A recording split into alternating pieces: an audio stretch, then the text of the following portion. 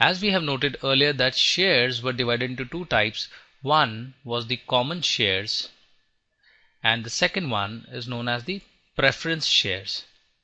Now, what are preference shares and how different are they with respect to the common shares? They get certain set of preferences on number one, they have preference over the dividends. So if dividends are distributed, they are distributed first. That is, preference shareholders get the dividend first and then any other remaining amount is then given to the common shareholders.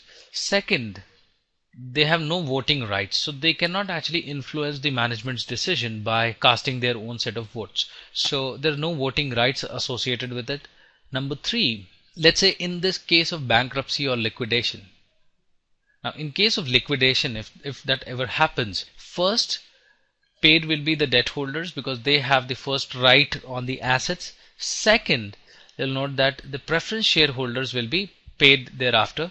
And third in terms of preference will be the common shareholders. So preference shareholders actually in case of liquidation gets a preference over the common shareholders, but they are below the debt holders as such.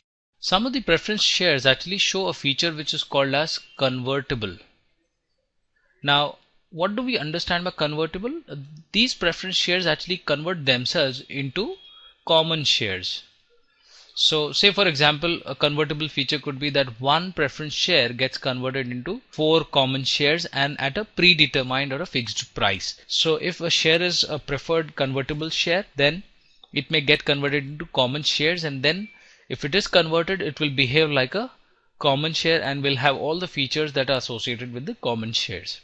Okay, couple of points respect to the dividends which I missed. When we are talking about preference shares dividends, these are actually mentioned in this way, 5% of par value. So what this means is that the company is liable to pay 5% of the overall value of the preference shares as dividends. So say for example if the par value was $100 and 5% par value is what the preference shares definition is all about.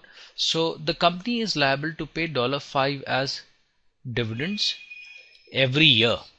Okay, so this is a regular definition of preference shares. Now when we talk about preference shares, again they can be classified into two types. One, they're called as cumulative, and the other one is the non-cumulative. So there's a slight difference between the two preference shares which are cumulative and non-cumulative. So say for example in 2012 company had to pay $5 as dividend for the first year of preference shares. So the company had to pay this.